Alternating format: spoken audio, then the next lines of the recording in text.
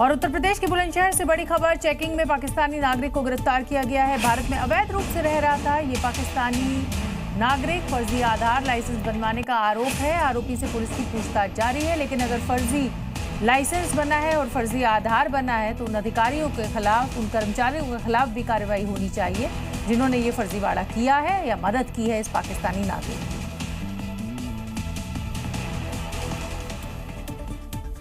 मध्य प्रदेश के शहडोल में सामुदायिक स्वास्थ्य केंद्र में चोरी की एक अनोखी वारदात सामने आई, जहां एक युवक एम्बुलेंस से घायल मरीज बनकर अस्पताल पहुंचा और मौका मिलते ही स्कूटी चुराकर फरार हो गया।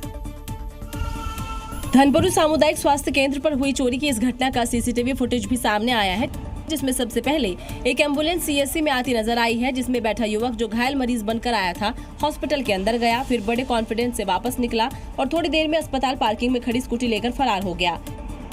हॉस्पिटल परिसर से स्कूटी की चोरी से हड़कंप मच गया। फुटेज के आधार पर पुलिस ने आरोपी की पहचान कर उसकी तलाश शुरू कर दी है। बताया जा रहा है कि चोर ने धनपुरी सामुदायिक स्वास्थ्य केंद्र की एनएम संगीता सिंह की स्कूटी चुराई है, जिन्होंने अपनी स्कूटी को रोज की तरह अस्पताल की पार्किंग में खड़ा किया था। 12 बजे लगभग आने के बाद और जब मैं शाम को 4 बजे के 15 मिनट में मैं बाहर निकली तो मेरी स्कूटी नहीं मिली।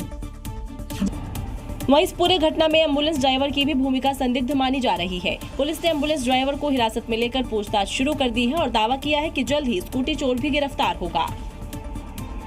उत्तर प्रदेश एटीएस ने नोएडा से आईएसआई से जुड़े 2 आतंकवादियों को गिरफ्तार किया है। भारत में टारगेट किलिंग करने आए इन आतंकियों का रिमोट कंट्रोल पाकिस्तान में है और ये अपने नापाक मंसूबों में कामयाब हो पाते उससे पहले ही दोनों आतंकियों को गिरफ्तार किया जा चुका है। पहला है बागपत का रहने वाला तुषार उर्फ हिजबुल्ला, दूसरा है दिल्ली का समीर। दोनों पाकिस्तानी गैंगस्टर शहजाद भट्टी से लेकर आईएसआई के लिए काम करते थे। खुलासा हुआ है कि टारगेट किलिंग और आतंकी गतिविधियों को अंजाम देने का भी प्लान था। शहजाद भट्टी ने काम करने से पहले 50,000 और बाद में 2.5 लाख देने का लालच दिया था। साथ ही पासपोर्ट बनवाकर दुबई के रास्ते पाकिस्तान बुलाने का वादा किया था। आतंकी इंस्टाग्राम और एक खास पैटर्न के जरिए शहजाद भट्टी से बात करते थे। पाकिस्तानी गैंगस्टर शहजाद भट्टी आबिद से वो इसी पीटीटी ऐप के जरिए ही वॉइस और वीडियो कॉल करता था। ऐसे में उसको इसी के जरिए ही तमाम संदेश मिलते थे। इसी पैटर्न के जरिए वो जांच एजेंसियों से बचने की कोशिश करते थे। कॉल ट्रैक न होने के लिए पुश टू टॉक ऐप का इस्तेमाल करते थे। खुलासा ये भी हुआ है कि शहजाद भट्टी ने समीर को दीवारों पर तहरीक-ए-तालिबान हिंदुस्तान लिखने और लोगों को जोड़ने का टास्क दिया था। तुषार उर्फ हिजबुल्ला टारगेट की रेकी और घटना को अंजाम देने के लिए रेडी था, लेकिन वो अपने मंसूबों में कामयाब हो पाते उससे पहले ही योगी फोर्स ने प्लान को ध्वस्त कर दिया। तुषार चौहान जो 5 महीने पहले तक हिंदू था, अचानक हिजबुल्ला कैसे बन गया? ये बात भी उत्तर प्रदेश एटीएस के लिए पहली बनी हुई है कि आखिर ऐसा क्या कुछ हुआ कि वो हिजबुल्ला बन गया और फिर पाकिस्तान में बैठे आतंकियों के संपर्क में आकर भारत के ही खिलाफ साजिश में शामिल हो गया।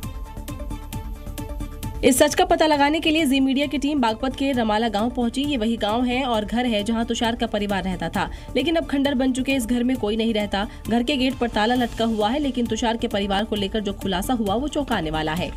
तुषार के बाबा जी 77 सेनानी थे और जी ताऊ के लड़के उनके कर्नल से रिटायर है फौज से। अब सोचिए, जिसके परिवार के लोग फ्रीडम फाइटर और सेना से जुड़े हैं, उसका हिजबुल्ला बनना तुषार के चाचा के गले से भी नहीं उतर रहा है। हालांकि उनका दावा है कि तुषार दिमागी रूप से कमजोर है। दिमागी कमजोर है, वो कुछ भी कर सके ऐसा। वो अपना यहाँ पे अपने उसमें था, हम अपनी परेशानी में रो रहे जा रहे, अपना डेथ हो रही, वो अपना फोन लेकर घूम रहा था जहाँ भी वो कर रहे हो पता नहीं। हालांकि एटीएस की पूछताछ में तुषार उर्फ हिजबुल्ला ने कबूला है कि वो सोशल मीडिया और कुछ लोगों के बहकावे में आकर इस्लामिक परंपराओं का पालन करने लगा, क्योंकि आतंकी ऐसे ही गरीब और कमजोर युवाओं को टारगेट करते हैं और उन्हें पैसों का लालच देकर आतंकी घटनाओं को अंजाम देने के लिए रेडी करते हैं। लेकिन यूपी में आतंकियों का ये प्लान फेल हो गया।